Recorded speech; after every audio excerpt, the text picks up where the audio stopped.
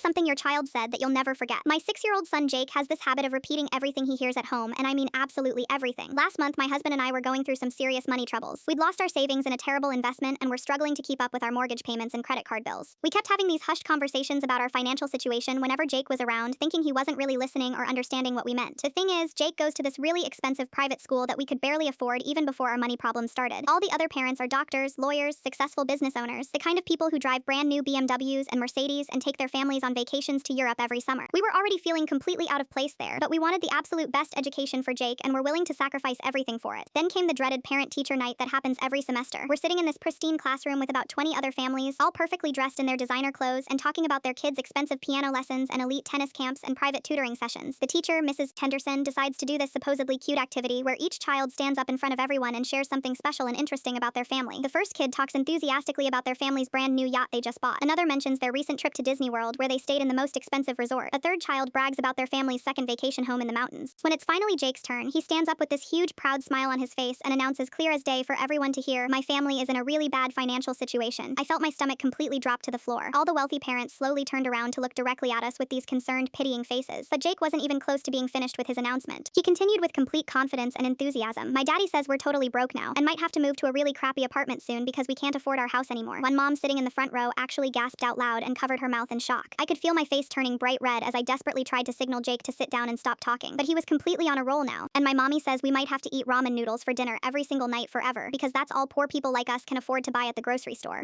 The entire room was dead silent now. 20 pairs of judgmental eyes were staring directly at us like we were some kind of tragic charity case that had somehow wandered into their exclusive world. But the absolute worst part was still coming. And Jake looked around the room at all these horrified, shocked faces and added with complete innocence, "But it's totally okay because my mommy also says that rich people are usually really mean and selfish anyway, and we don't want to be like them even if we could somehow afford it." The teacher's mouth fell completely open. Several parents looked genuinely offended and angry. One dad in an expensive suit actually scoffed loudly and shook his head in disgust. Another mom whispered something to her husband while glaring at us. I wanted the floor to open up and swallow me whole. My husband grabbed my hand so tight I thought he might actually break my fingers. Mrs. Henderson tried desperately to change the subject and quickly move on to the next child, but the damage was completely and utterly done. For the rest of that endless evening, parents kept whispering among themselves and glancing over at us. Nobody would make direct eye contact when we walked by. When we tried to join any conversations during the social hour afterward, people would suddenly remember they urgently needed to be somewhere else. We never attended another school event after that absolutely humiliating night. The other parents treated us like we had some kind of contagious disease. 3 weeks later, we finally pulled Jake out and enrolled him in the local public school,